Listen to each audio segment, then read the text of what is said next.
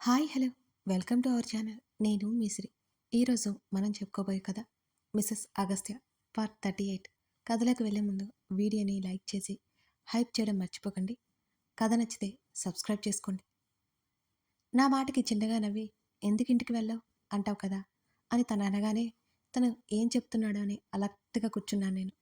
ఆ ఇంట్లో కొందరి కారణంగా నా తల్లి చనిపోయింది. తన ముఖం గంభీరంగా మారిపోయింది. తన తల్లి ఏ విధంగా చనిపోయిందో, తన తండ్రి మూలంగా ఏం జరిగిందో బామ్మ చెప్పిందే తను చెప్పాడు. తన ముఖం చాలా గంభీరంగా ఉంది. తన కంటి కొన నుంచి కన్నీరు నా డ్రెస్ల నుంచి నా శరీరానికి తాకింది. తను మాత్రం ఎంతో గంభీరంగా ముఖం పెట్టుకున్నాడు. తను ఒక్కొక్క విషయం చెబుతుంటే నాకు కళ్ళల్లో నీళ్లు తిరిగాయి. అమ్మ నా కళ్ళ ముందే ప్రాణాలు విడిచింది. ముఖ్యమైన కారణంగా ఆయన అతన్ని నేను ఎప్పటికీ చూడకూడదనుకున్నాను. అందుకే దూరంగా ఉంటున్నాను. కానీ కంపెనీస్ చూసుకోమని నానమ్మ మాట తీసుకుంది. లేకపోతే ఏమాత్రం ఇక్కడ ఉండేవాణ్ణి కానే కాదు అని అన్నాడు తను. తన మనసులో అవన్నీ నాకు చెప్పుకుంటూ భారం దించుకోసాగాడు అగస్త్య. అందుకే నీ మీద కోప్పడ్డాను సాయంత్రం అని తను చెప్తుంటే, నీ కోపం కూడా నాకు ఇష్టమే. అయినా పరాయి వాళ్ళే ఏమైనా కోప్పడతారా? నువ్వే కదా అని ముందుకు వంగి తన నుదుటి మీద ముద్దు పెట్టుకున్నాను నేను. త్వరగా పెళ్లి చేసుకుందాం. ఈ ఒంటరి జీవితం కష్టంగా ఉంది. తన నోటి నుంచి ఆ మాట వినగానే నాకు కళ్ళల్లో నుంచి నీళ్లు ఉబికాయి.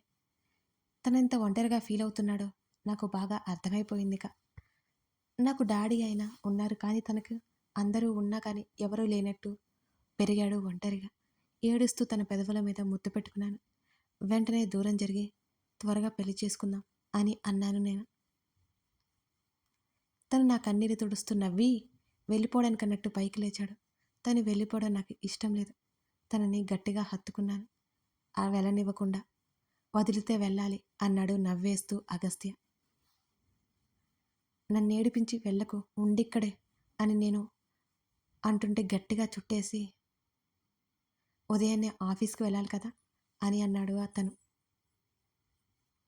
కొన్ని క్షణాలు అలాగే ఉండిపోయాను నేను, వదలబుద్ధి కాక. తర్వాత వదలగానే చిరుముద్దిచ్చి తను వెళ్ళిపోయాడు అక్కడి నుంచి. డాడీ ఫిజియోథెరపీ కొంచెం కొంచెం రెస్పాండ్ అవుతున్నారు ఈ మధ్య. తనంతట తానుగా లేచి కూర్చొని మెల్లిగా బెడ్ దిగగలుగుతున్నారు. నాకు ఉన్న దిగులు మెల్లిమెల్లిగా తగ్గుముఖం పట్టింది. కలుద్దాం రావే అంటూ కాల్ చేసింది విన్నీ నాకు. ఎందుకే అన్నాను నిద్రమత్తులో ఉండి నేను. నీతో వంశీ మాట్లాడాలంట అనగానే నిద్రలో కూడా కోపం నాకు సర్రున పొంగింది. విన్నీ, నా సహనాన్ని పరీక్షించవద్దు. మీ ఆయన చూస్తే నాకు ఒళ్ళు మండిపోతుంది అన్నాను నేను గట్టిగా అరిచేస్తూ. నాకు కూడా అలాగే ఉంది, కానీ ఉంటున్నాను కదా పక్కనే అని విన్నీ అనగానే అంత కోపంలో కూడా నాకు నవ్వొచ్చింది. నేను ఏదో చెప్పేలోపు మా ఆయన్ని నెల రోజుల నుంచి కనీసం ముట్టుకొనివ్వలేదు నేను. ఇక నువ్వు అర్థం చేసుకోవే ఎంత కోపంగా ఉన్నానో. కానీ నిన్ను క్షమాపణలు అడగాలి అని తెగ బాధపడిపోతున్నాడు.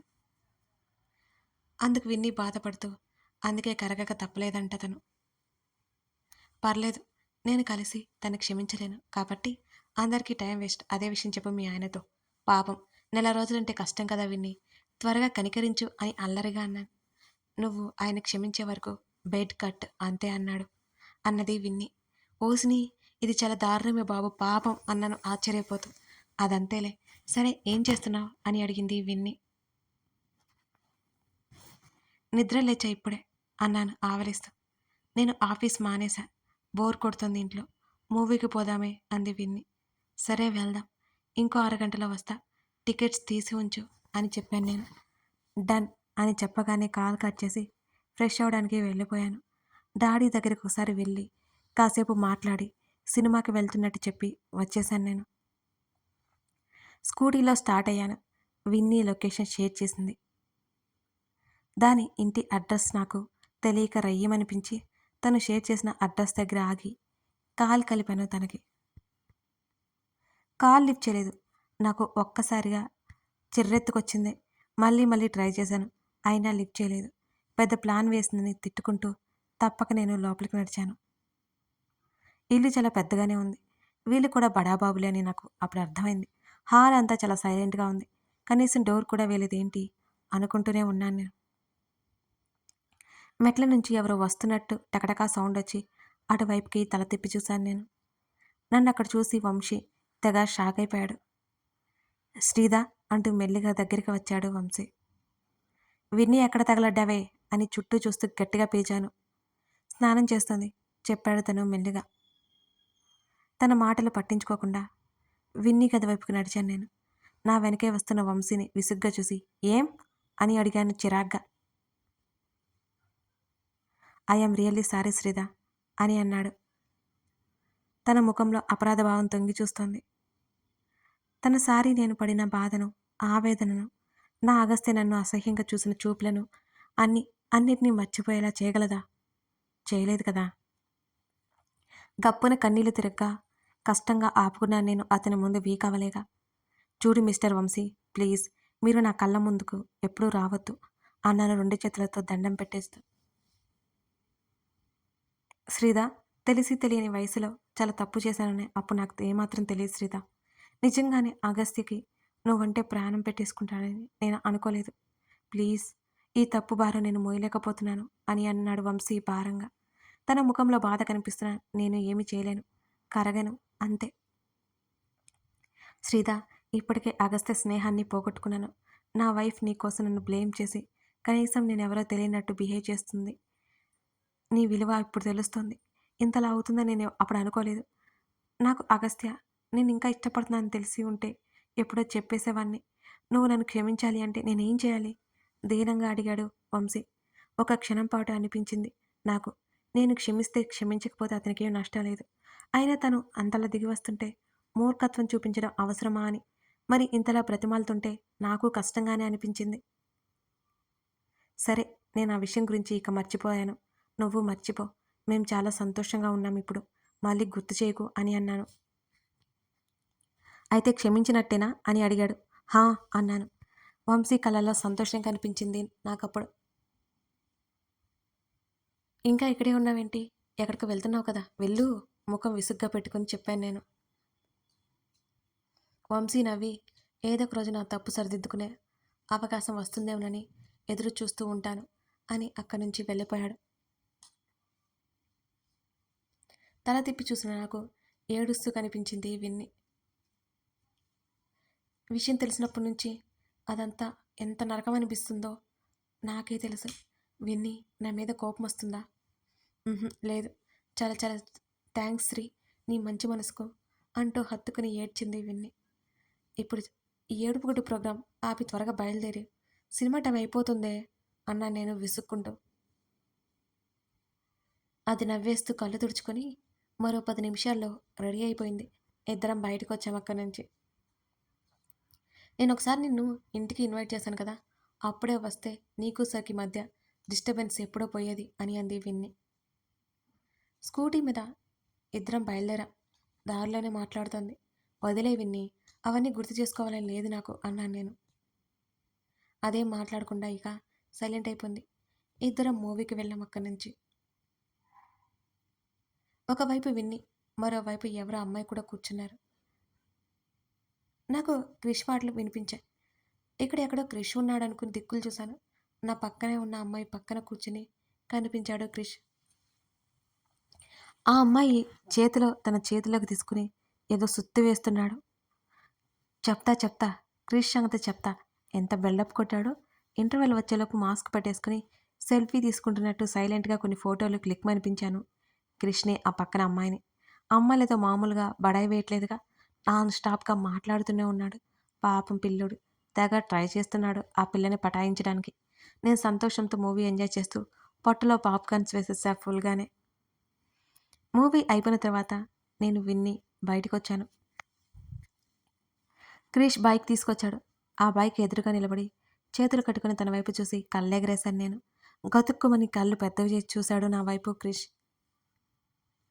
క్రిష్, ఏంటి ఇంకా ఇలాగే ఉన్నావు, వెళ్దాం పదా అంటూ క్రిష్ భుజం మీద చెయ్యేసి తడుతోంది ఆ అమ్మాయి. హాయ్ క్రిష్ నవ్వుతూ పలకరించాను. హాయ్ ఏంజల్ అని తడబడుతూ టక్కున ఆపేస్తూ హాయ్ వదిన అన్నాడు. అబ్బో అనుకున్నాను. ఆ అమ్మాయి నా వైపు ఎవరా అన్నట్టు చూస్తుంటే అనిక, మా వదిన తను అంటూ ఆ అమ్మాయికి నన్ను చూపించాడు. అనిక చూడ్డానికి చాలా బాగుంది. నవ్వుతూ చేతిని ముందుకు పెట్టి హలో అంటూ నేను చేతిని అందించి చిన్నగా నవ్వాను. నేను ఈవినింగ్ కలుస్తాను వదిన తడబడుతూ చెప్పి బైక్ స్టార్ట్ చేశాడు క్రిష్. ఆ అమ్మాయి కూడా వెనక ఎక్కి కూర్చుంది. ఆ అమ్మాయి ముఖంలో నవ్వు ఉంటే క్రిష్ ముఖంలో బోళ్ళంత కంగారు ఉంది. గబగబా అక్కడి నుంచి బైక్ని ముందుకు తీసుకెళ్ళిపోయాడు క్రిష్. అప్పుడు దొరికాడు. చెప్తా వీడి పని చెప్తా. విన్ని ఎవరు అని అడుగుతుంటే తనతో మాట్లాడుతూ ఫుడ్ కోర్ట్కి వెళ్ళాను నేను. అయినా నీకు క్రిష్ తెలియకపోవడం ఏంటి విన్ని అని అడిగాను నేను. తను ఎప్పుడూ చూసినట్టు గుర్తులేదు శ్రీ. మా ఇంటికి కూడా ఎప్పుడూ రాలేదు. మా పెళ్ళయి 2 years అవుతుంది కదా. అంతకుముందు ఏమైనా వచ్చేవాడేమో నాకైతే తెలియదు. అయినా అగస్త్య సార్ వాళ్ళ బామ్మగారు మాత్రమే నాకు తెలుసు. ఇంకా వాళ్ళు ఎవరూ నాకు సరిగ్గా తెలియదు. బామ్మగారు మా పెళ్ళికొచ్చారు అలా తెలుసన్నమాట అని చెప్పింది విన్ని క్లియర్గా. ఓహో అని ఊరుకున్నాను. అక్కడితో ఆ టాపిక్ మార్చేశాం. కానీ మమ్మల్ని ఎవరో గమనిస్తున్నట్టు అనిపించింది. చుట్టూ ఒకసారి చూడగా ఎవరూ అనుమానాస్పదంగా అనిపించలేదు. రామ్కి బుద్ధి చెప్పాడు. డేవిడ్ని జైల్లో పడేశాడు. ఇంకెవరుంటారులే అనుకున్నాను. అక్కడుండి విన్నీ నేను మళ్ళీ బయలుదేరాం. తిరిగి అలసిపోయాను. విన్నీని ఇంటి ముందు డ్రాప్ చేసి ఈ రేయి తీయనిది అని పాడుకోవే అని కన్ను గీటాను విన్నీతో. చిచి ఏం మాట్లాడుతున్నావే? అయినా అదేం లేదు. వంశీ మీద కోపం పోలేదు నాకు అని అంది విన్ని. అబ్బా విన్నీ, ఫ్రెండ్గా నీకు 100 మార్కులు వేయొచ్చే. ఇండియన్ టిపికల్ వైఫ్గా మాత్రం 50 మార్క్స్ కూడా రావే నీకు అని జాలిగా ముఖం పెట్టాను నేను. ఎందుకు అని అడిగింది విన్ని. ఎందుకేంటి, భర్త ఎలాంటి వాడైనా భరించి మంగళసూత్రాన్ని కళ్ళకద్దుకుంటూ ఉంటారు కదా అందుకు అని నేను అనగానే, నేను ఆ టైప్ కాదులే, తప్పు చేస్తే బెండు తీస్తా అని అంది విన్ని. ఇద్దరం ముఖముఖాలు చూసుకొని గట్టిగా నవ్వుకున్నాం. విన్ని వెళ్ళిపోయింది. నేను అగస్త్య దగ్గరికి బయలుదేరాను. ఏంటో నా రావణ్, అసలు చూడకుండా ఉండలేను మరి తన్ని. పార్కింగ్లో నా బండి పెట్టి డైరెక్ట్గా తన ఫ్లోర్కి వెళ్ళి లిఫ్ట్ దగ్గరికి నడిచాను. ఎందుకంటే మా వాళ్ళంతా ఆడేసుకుంటారు నన్ను. ఆ లిఫ్ట్ దగ్గర ఉండే సెక్యూరిటీ నన్ను గుర్తుపట్టి నాకు దారిచ్చాడు. సరాసరి తన క్యాబిన్ ఫ్లోర్ దగ్గరికి వెళ్ళిపోయాను నేను. తలుపు కొట్టకుండానే మెల్లిగా తల లోపలికి పెట్టి తొంగి చూశాను. తను సీరియస్గా ల్యాప్టాప్లోకి చూస్తూ కనిపించాడు నాకు.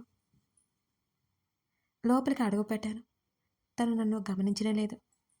ఈయన గారికి పియ్య ఉండాలే, ఎటుపోయిందో అనుకుంటూ ఎవరూ లేకపోవడమే మంచిదని, లేకపోతే నా అగస్త్యతో నేనెలా ఫ్రీగా ఉంటాను మరి, అంతే కదా. తన దగ్గరికి వెళ్ళి తన బొగ్గ మీద ముద్దిచ్చా. చూడలేదు నన్ను. కోపం వచ్చి ముఖం తిప్పేసుకుని వెళ్ళి సోఫాలో కూర్చున్నా నేను. మరో పావుగంట తర్వాత ల్యాప్టాప్ తీసి పక్కన పెట్టి చేతులు పైకెత్తి ఒళ్ళు విరుచుకుంటున్నాడు పెద్ద పొగరు బాబు. మూతి 30 వంకలు తిప్పలేక కనీసం 3 వంకలు కూడా తిప్పకుండా దిక్కులు చూస్తూ కూర్చున్నాను నేను. తను నా వైపే చూడ్డం గమనించి వెన్నే సోఫాల నుంచి పైకి లేచాను నేను. వెళ్ళిపోవడానికి అన్నట్టు తలుపు వైపుకి వెళుతుంటే టేబుల్ మీద ఉన్న ఫ్లవర్ వేజ్లో ఎర్ర గులాబీ తీసి నా నడుముకి తగిలేలా గట్టిగా విసిరాడు. డ్రెస్ ఉంది అన్నట్టు నడుం వైపు చూసుకుని తన వైపు ఓ లుక్ ఇచ్చాను నేను. కళ్ళు ఎగరేశాడు. ఈసారి మూతి తిప్పి గబగబా అటు ఇటు తిప్పేశాను. నిజానికి నాకు మూతి తిప్పడం రాదుగా, అదో కళ. అది అంత ఈజీ కాదు. ఈ మధ్య నేను కూడా నేర్చుకున్నాను మరి. తప్పదు కదా ఇలాంటి ప్రవరాకిడు ముందు. శ్రీధకి ఏది అంత కష్టం కాదు మరి. హేయ్ సెనోరిటా అంటూ వెనక నుంచి పిలిచాడు. తెచ్చిపెట్టుకున్న కోపం ఎంతోసేపు ఉంటుంది మరి. నా పెదవులు ఆటోమేటిక్గా విచ్చుకున్నాయి తన మాటలకి. కమ్ క్లోజర్ తను పిలుస్తుంటే నేను వెళ్ళిపోతున్నా అన్నాను. వెళ్ళు అన్నాడు దుర్మార్గుడు ఏమాత్రం జాలి లేకుండా. బాబోయ్, నేనేంటి ఇలా అంటున్నాను? తప్పు మెల్లిగా లెంపలు వేసుకున్నాను అటువైపుకే తిరిగిపోయి. డోర్ హ్యాండిల్ మీద చేయి వేసేసరికి తన చేతులు నా నడుముని చుట్టేశాయి. ఒక్కసారిగా తన వైపుకు తిప్పుకున్నాడు. తన గుండెల మీద వాలిపోయాను నేను. కథ కొనసాగుతోంది. శ్రీధని ఎవరు వాచ్ చేస్తున్నట్టు వాళ్ళ జీవితంలో ఇంకెవరైనా తెలియని శత్రువులు ఉన్నారా? అగస్త్య శ్రీధ లైఫ్లో ఎటువంటి ప్రాబ్లమ్స్ లేకుండా పెళ్లి చేసుకోగలరా? వాళ్ళ పెళ్ళి ఎప్పుడు, ఇవన్నీ తెలియాలంటే ఈ కథని చూడాల్సిందే. కథ నచ్చితే లైక్ చేసి సబ్స్క్రైబ్ చేసుకోండి. Thank you.